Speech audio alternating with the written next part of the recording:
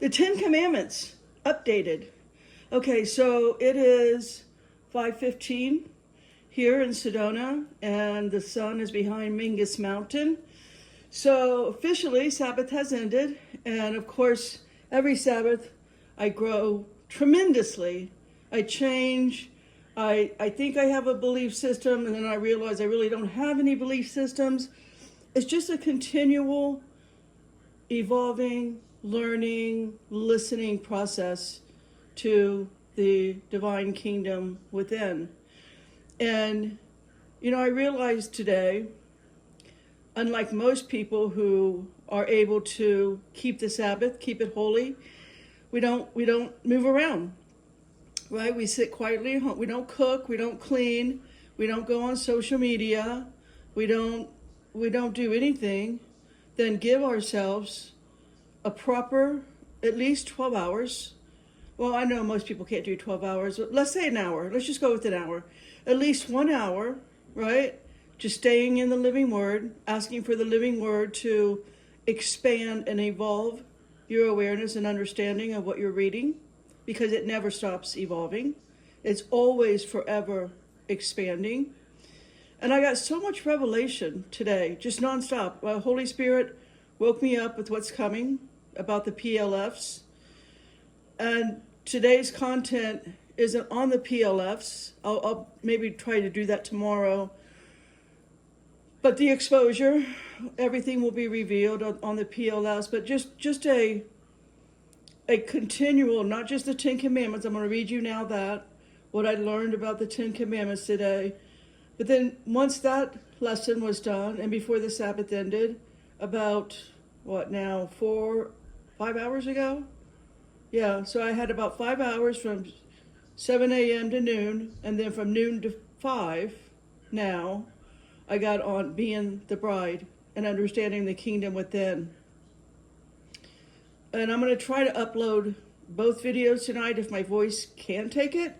Maybe the bride of Christ, that might have to wait till tomorrow. But let's get to the Ten Commandments, shall we?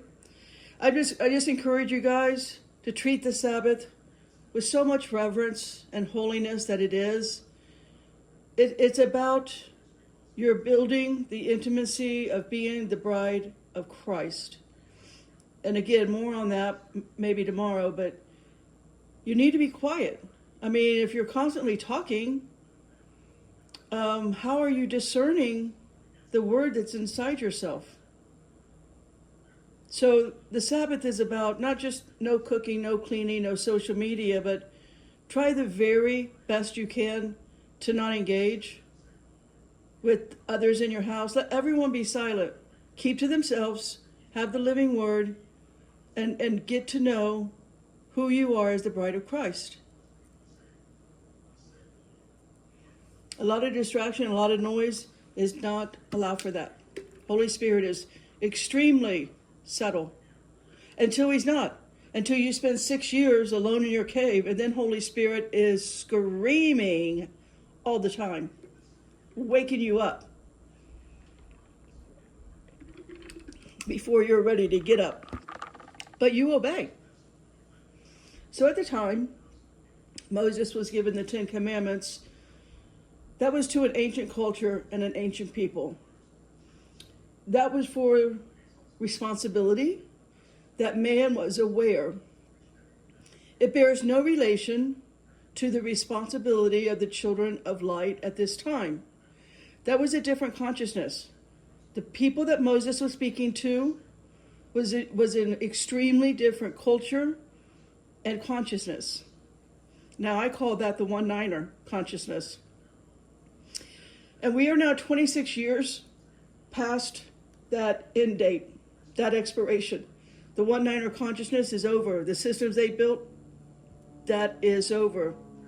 So let's look at the Ten Commandments for a new era of man, for our babies. For we have evolved.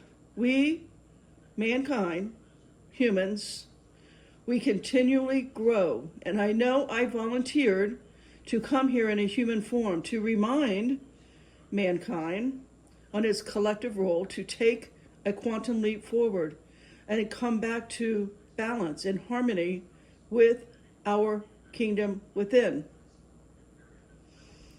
To return to balance and harmony with all of source creation, animals, all of creation.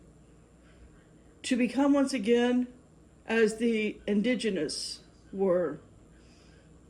Because without this, at least this preparation, at least in your mind, when the pole shifts and those who survive every mountain and island out of their place, and Rev 6:4, the red horse is now running and peace has gone from the earth, that they should kill one another. Take time to read Revelation 6:4. That's where we're in right now this year. Revelation 6:4 will happen all year long. Peace has gone from the earth, and we think we got to start killing each other. We are souls here to awaken to who we are and know that we have a mission for younger souls here in this lie we call earth. This year, the PLFs will know who they are and make themselves known. Throughout the Red Horse year, right? It will be one continual reveal. Everything and everyone. So let's look at the 10 commandments in that lens, in that frame, right? Before we get started, for those who still believe that Paul is an apostle by Jesus with their cemetery indoctrination, read the 3 times that Paul proudly and arrogantly states, my gospel. He says it 3 times. Not the gospel, he literally says, this is my gospel. Not even Jesus says that. Now, you can read Paul's arrogance and pride in Romans 2:16, Romans 16:25, and 2 Timothy 2, verse 8. He literally says, my gospel 3 times. Go read it. Jesus made sure you would know them by their fruit. It's kind of like podcasters today. All of the biggest, everyone who has a podcast that has over 1 million followers, they can't help themselves but to use the word F, which stands for uncarnal knowledge. They cannot speak a sentence without using the word F. Fill in that blank. All right, that is not fruit. That F word is their fruit.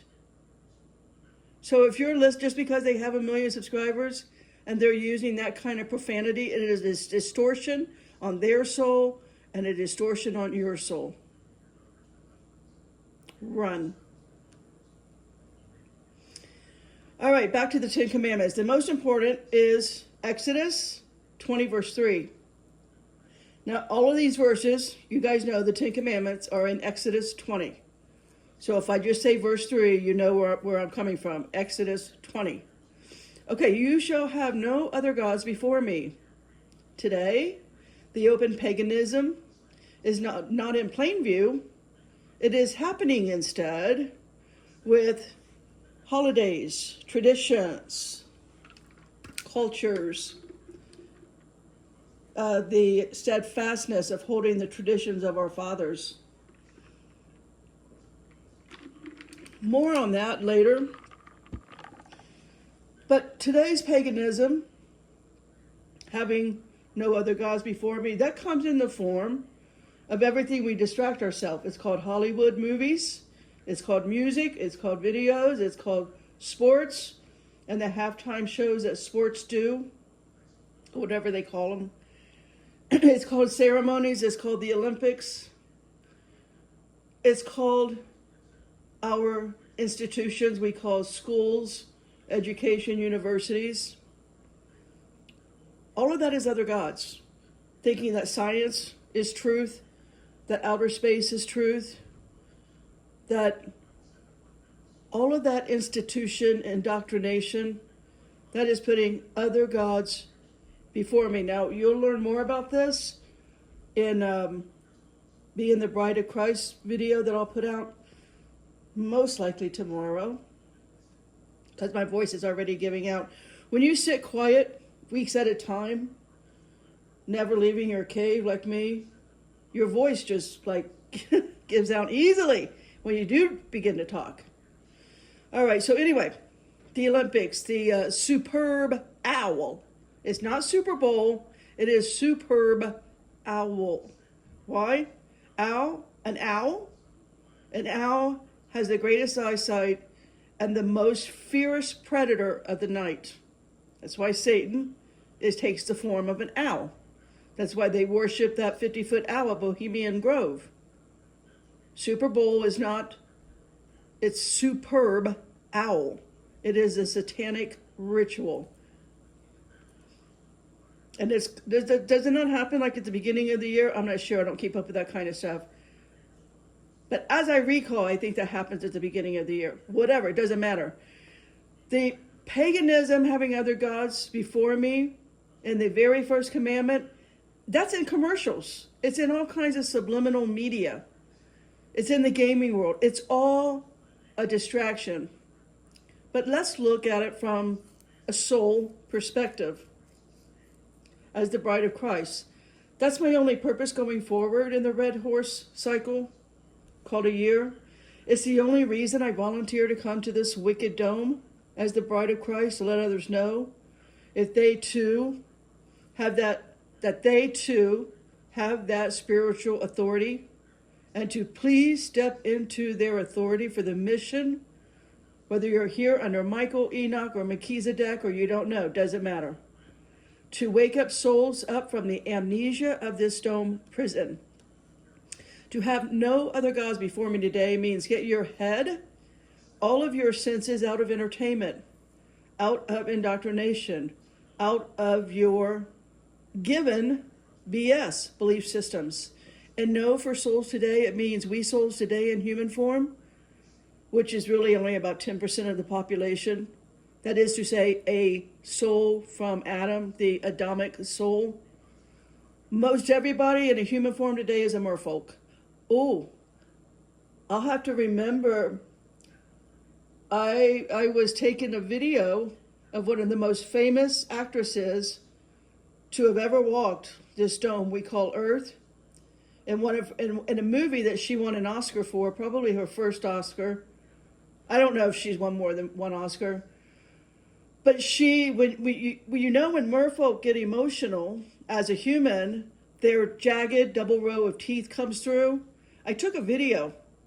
I purposely watched the movie because I knew it was one of her most emotional roles, and I knew I could capture her teeth, and I did. I'll upload that I'll put it on my Instagram. If you don't follow me on Instagram, when I'm done with this video, that's where I'll put it.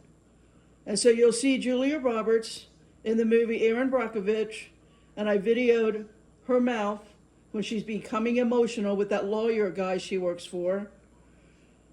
And I got her double row of jagged teeth, her real teeth, not the hologram teeth that they try to show you.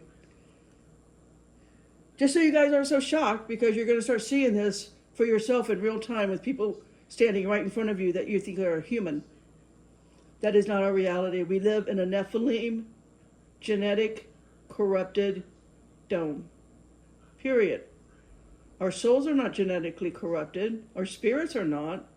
We, you, and I, Betsy, are the bride of Christ. Back to the Ten Commandments. And so, Adam should not place greed, emotional desires, or even ego desires in front of the recognition of our Father Kingdom within. Today, it is what we call idolatry. These idols that want our instant gratification with sex or porn or whatever the habits are. I don't know what all mankind is into today. I don't want to know. I'm not leaving my cave to find out. But mankind has morphed other gods into what we worship. Our desires, our flesh, our needs of every type. When Moses gave us that command, I am the Lord your God. Today we know what that means because Jesus came and explained it to us. Recognize me, for I am within you. And we are one, and therefore you cannot deny my existence. For in doing so, you are denying your very own existence. So atheists, take that to the bank. You cannot place anything or anyone above me, for in doing so, you place them above yourself. Exodus 20, verse 4. No graven images. I will go past that because it's too late. This dome has fully indoctrinated to all around us are graven images. The Statue of Liberty is a graven image. They're everywhere. The images are everywhere. You got to stay in your cave and not go outside to try and keep from that.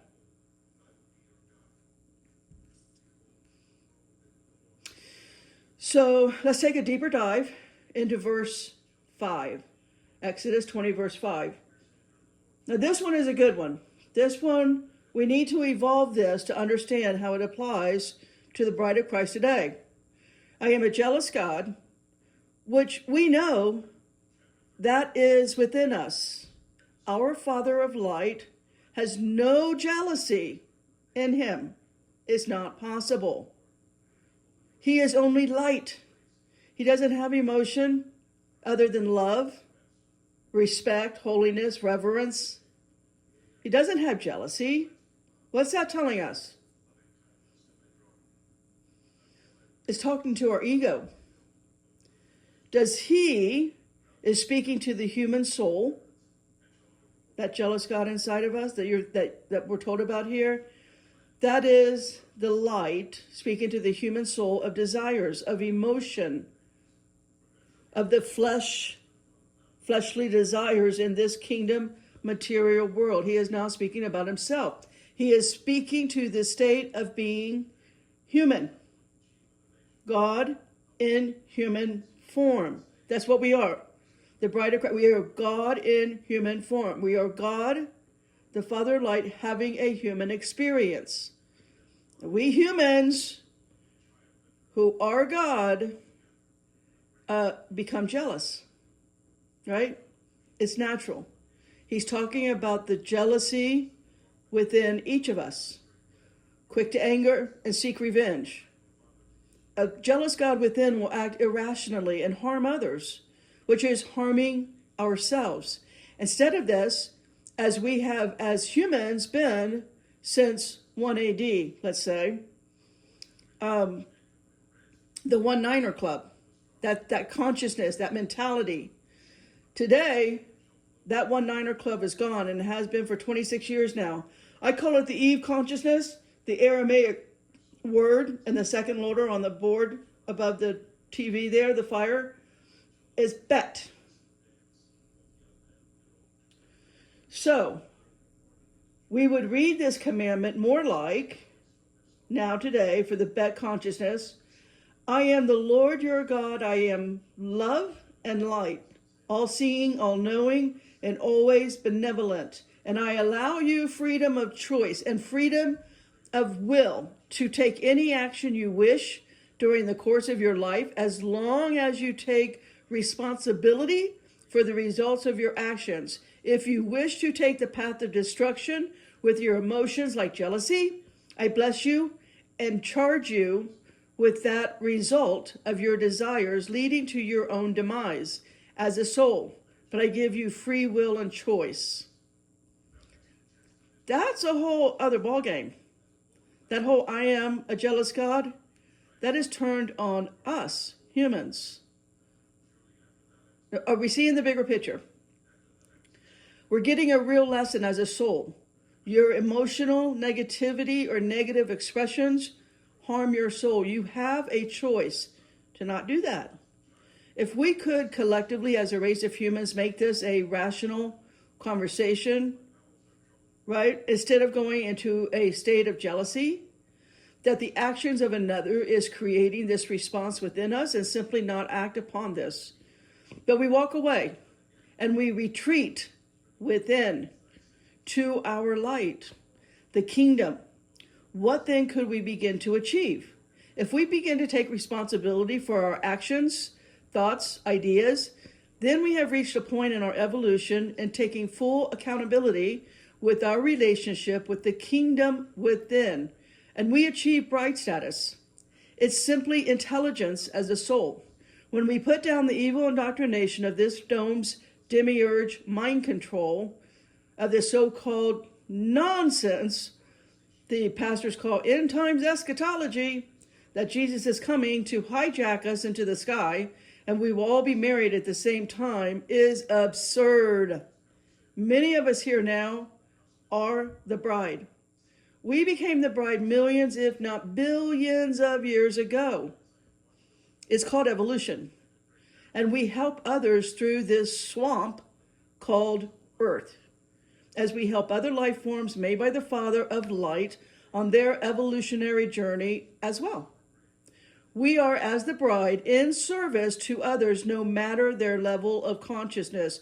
We claim your role as being the bride and stop serving religions of this stone deep state swamp. Moving on, Exodus 20, verse 7. Do not use my name in vain. Let's look at today, since everyone does, and is almost in every sentence that has ever been thrown out of our everyday life. It's used willy-nilly, wildly, with no care whatsoever. Why was this a commandment? Again, it's about holding yourself accountable, making sure you know that God is within and you are not cursing yourself. You are not cursing the Father, you are cursing your own self. You are purposely with intent through the power of the spoken word dimming the light within you, removing you further away from your true identity as the bride of Christ, moving you into, again, your intent, into shame, fear, jealousy, fleshly desires, and the ability to hold status of the bride. That, using God's name in vain, is the 5 virgins with no oil in their lamp. Every time you use that, God's name in vain, or the F word, that is your vanity. You have no oil in your lamp, and you are as far away from the kingdom within and the bride status as you can possibly be. Read the parable of the 10 virgins. You can find it Matthew 25, 1 to 13. Not using God's name in vain is saying you must recognize the Father within you, the light within. And Jesus gave us clarity on that with the parable of the 10 virgins. We become the bride once we understand this very parable. While he says it in all of his parables about us being the bride, this one is my favorite. Hold your Father in awe. You hold yourself in awe. As a soul, we do not need to perform a bunch of miracles or good deeds. We do not need to run a race of performances. We simply know thyself, God, the kingdom within. And we achieve being the bride. And now we live to be in service to others. That is no big deal. It's as simple as Jesus was. We just be who we are, why we were made. All moms can understand this at the very core of their soul. We do not need our babies to do anything for us to unconditionally love them. We only need our babies to be who they are. They do not need to win trophies in sports. They don't need to be crowned in beauty pageants for us to love them. Any mom listening to this knows that. To the deepest depth of her soul, she knows that. We love our babies unconditionally, no matter what. We know they are the Father of Light. We know they are the bride of Christ. More on that tomorrow. We become cleaved to him. Should read the 30 verses through the concordance of cleaved. Once we accept he is within us, it's that simple. No vanity needed. Are you seeing the bigger picture? Now, When you deny yourself spiritual love, you deny the Father. Moving on, Exodus 20, verse 8. Remember the Sabbath, keep it holy. This is universal law. In being in the vehicle we call the human body, that it needs proper concern for the physical body. You cannot push to the point of exhaustion, which will weaken your structure and become diseased, which creates karma. You must take a day and contemplate the week, the choices you made this past week, the emotions that you spewed out this week, your actions. Why did you do what you did? Each week we must take inventory. That's what the Sabbath is for. We take inventory. We become still, away from distractions, and we talk with the bridegroom. We go within and have a full day, uninterrupted, with the bridegroom. Do we not? We ask the bridegroom to nourish us, to feed us, to teach us, to contemplate with us, to reflect with us, to talk to us. We need a full day of that. Once a week, you need a full day out of distraction. You need a full day looking at the week, writing it all down, journaling all about your week, and ask yourself, what led to those actions and those words and those emotions? What is that? What is my inner world telling me and driving me to do? Whether it was positive or negative. What were the results of my inner world, unseen realm, unconscious? What's behind the steering wheel of how I acted and who I engaged with? Are you seeing it?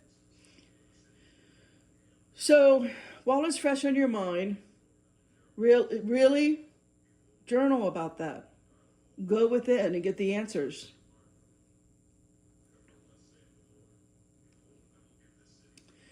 All right, so understand that whatever happened in the last 7 days, from Sabbath to Sabbath, from Saturday to Saturday, what kind of karma?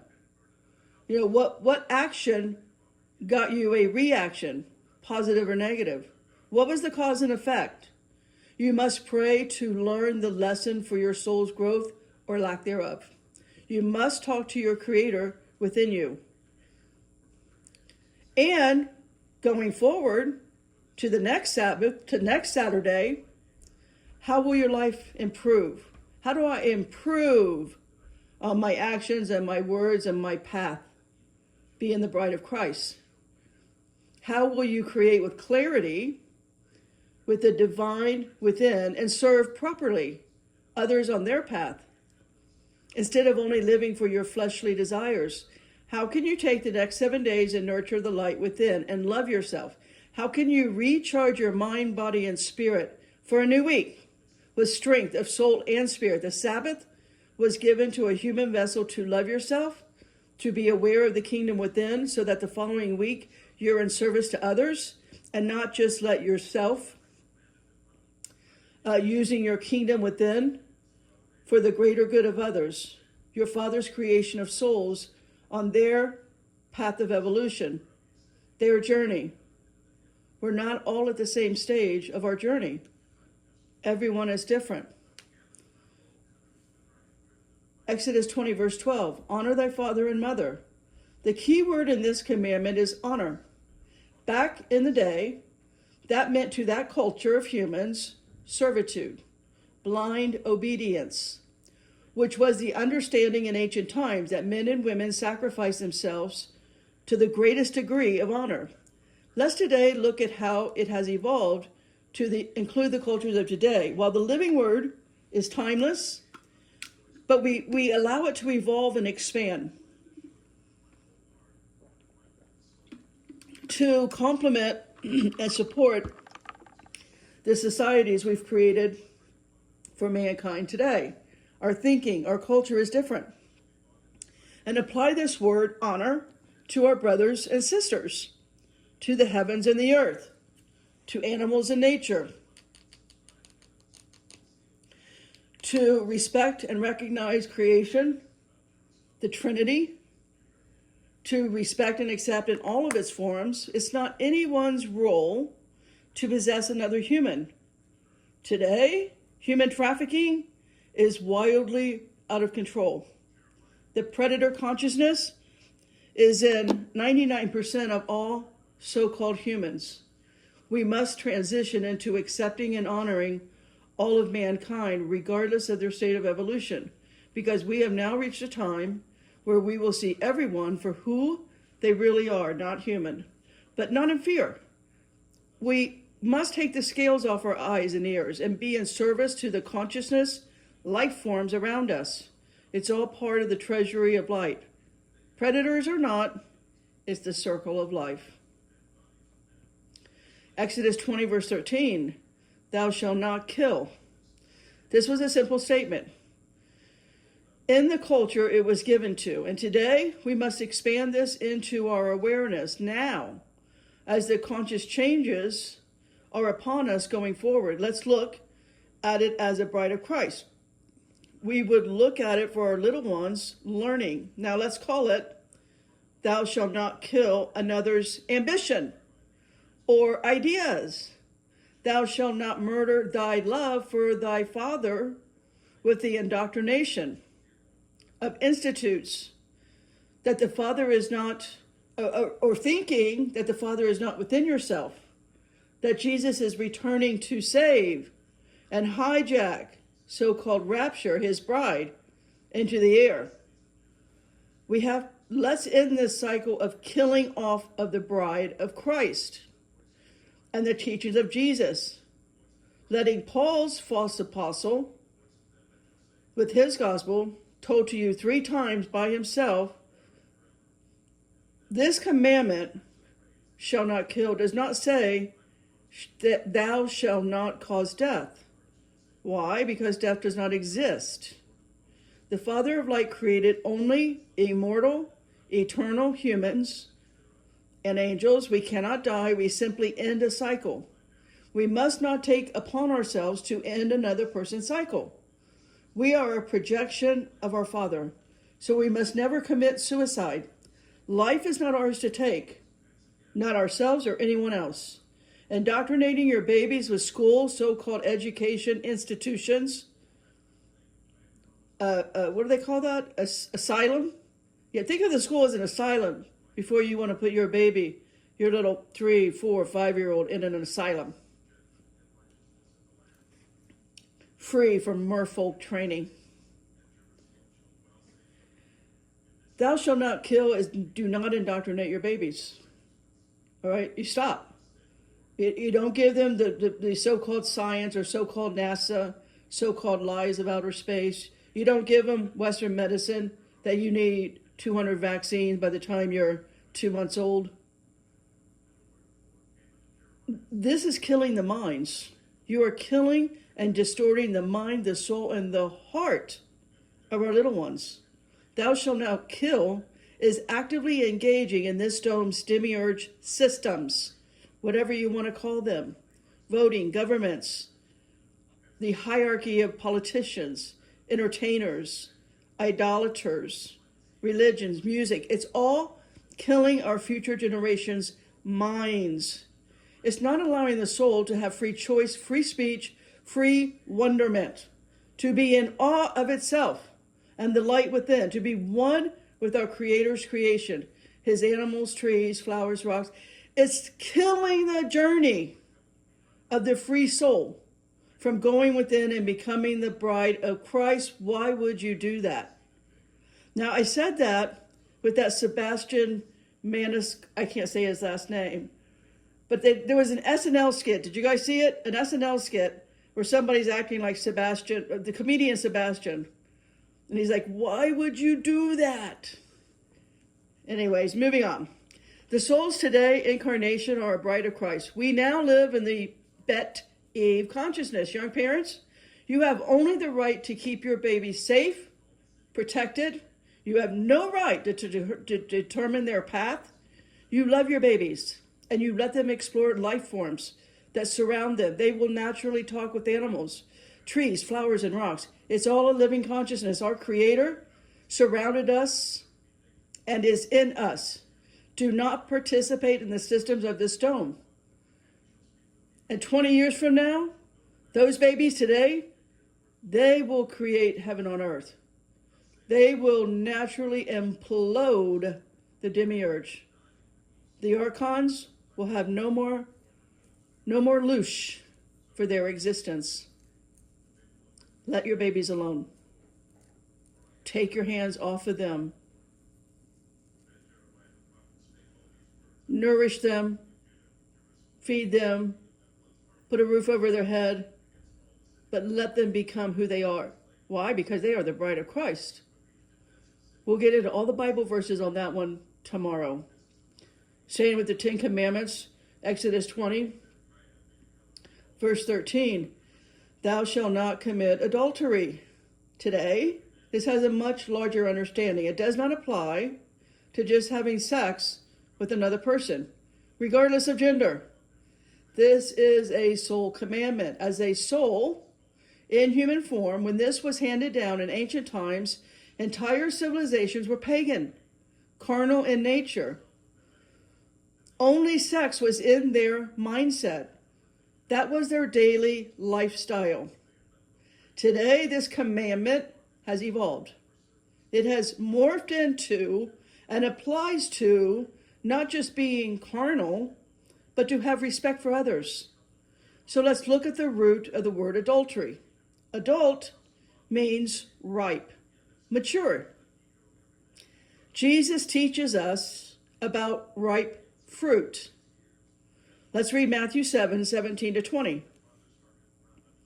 Even so, every good tree bringeth forth good fruit, but a corrupt tree bringeth forth evil fruit.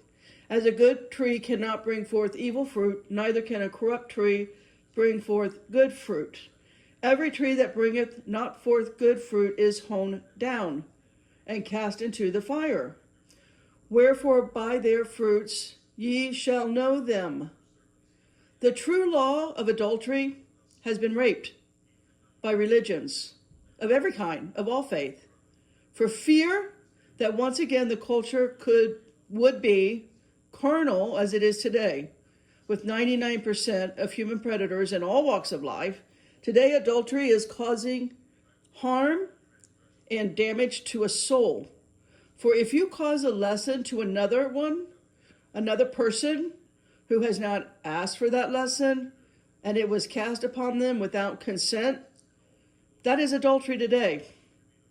It is a rape to say that a lack of truth of who you are, because of religions, tell you who you are, and they're not telling you you're the bride of Christ. That's not what they're telling you. You got to pay out big bucks and walk these steps and do these Hail Marys or whatever nonsense. That's adultery. You're following indoctrination. That is adultery. You're asking for someone else's cemetery truth, the lies of NASA or science or Western medicine. That's being cast upon you. It's sorcery, it's witchcraft, it's adultery. And it has a cause and effect on you. It keeps you on the death-birth cycle. It keeps you on the reincarnation cycle. Are you seeing the bigger picture? We must evolve with the living word or we die. That's all there is to it. The living word is constantly teaching you something every day you spend in it, or lack thereof. Your truth is who you are as a soul, that you have not achieved being the bride of Christ. It is a destruction of truth that Jesus taught us. The teachers of institutes today, they are the adulterers. They are the rapists, the murderer of truth. She strips away your truth and fills you with lies of the system. Why? For mind control, for loss of free will, to disconnect you from your soul /spirit /kingdom within. Young parents sending your babies into the lies of education, you are the adulterer on the souls of your little ones. Like it or not. Listen, it's simple fact. Bible Basics 101. But you want your Bible basics to come from cemetery-trained humans that just want the idolatry given to them. Oh, Pastor, oh, Father, you're so smart, you're so great. Please teach me your knowledge, your wisdom. All the while, they're probably a pedophile. That's simple facts living in this dome today. That's all there is to it. Back to the 10 Commandments, Exodus 20, verse 15, thou shalt not steal. If a child is starving and takes for himself a piece of bread, is that stealing? By the dictionary, it means taking something not yours legally. But what does it mean spiritually? How can one steal if you don't know anything? We come into this world naked, with no belongings. So if you come in with nothing, there would be nothing to steal. None of us own anything.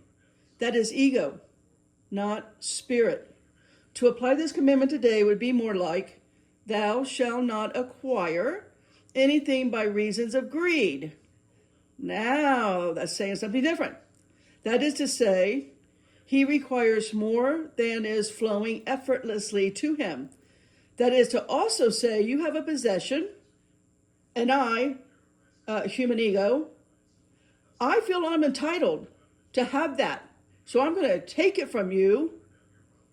This is like an energy parasite who read and drain the minds of others.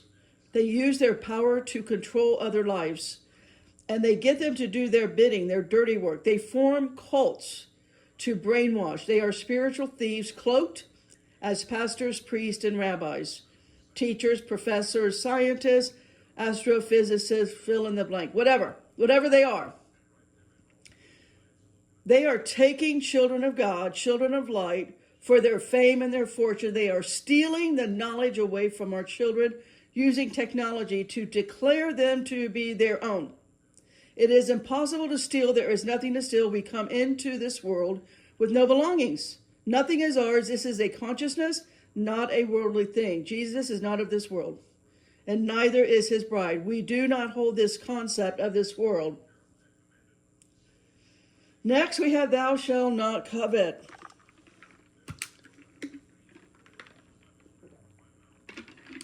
What is covet? Covet, I better stoke the fire here. All right, to covet is to desire, but to desire in such an extent that it interferes with the normal course of life and becomes an all-consuming passion. We are being told to not become attached to material things, that the material world is transitory. And we must be capable of releasing all material things in a moment's notice, as in an earthbound soul cannot bear to leave his loved ones or his home or his possessions, or like a peeping Tom covets, for it's not within reason. A neighbor who admires his neighbor's wife does not covet her. He admires her. He may fantasize about her, or his neighbor's car, or his neighbor's house, or whatever the neighbor possesses. We should think of this today as, do not covet what is not yours, and have faith and knowledge that the flow of life shall provide you with your actual needs. Covet should not be a restriction upon your freedom of expression and upon your growth, but rather covet thy Father, his light, his love. Allow the rest of the world to flow to you and through you. The law, the commandments, are in a constant state of movement. It is a living word, and it expands as we, the people, allow for its movement. It is not fixed in time, for time does not exist. It's a law for our soul's expansion of light and awareness. At times it's a sword, and at other times it's a lily. In the past, it was a sword. Today, it's a flower. We must always be open to change and expansion beyond the trappings of man in this material world. We cannot lock up our frequencies. We must be receptive to energies, to making our path going toward enlightenment. And science will not get us there. Only our inner light can get us there. The solution is not to kill, not to steal, not to commit adultery, and not to covet. The solution is to acknowledge that you are as your Father. You have need for nothing, and just say, I just am. The 10 Commandments mean I am. I am the Father within me. I am the child of my Father, and He is my bride. We are as one. When I walk, He walks. When I sleep, He sleeps. When I act, the actions are ours. We are cleaved, not mine or His, but ours, for we are one. Amen? Anita, K.O., and Spotter out.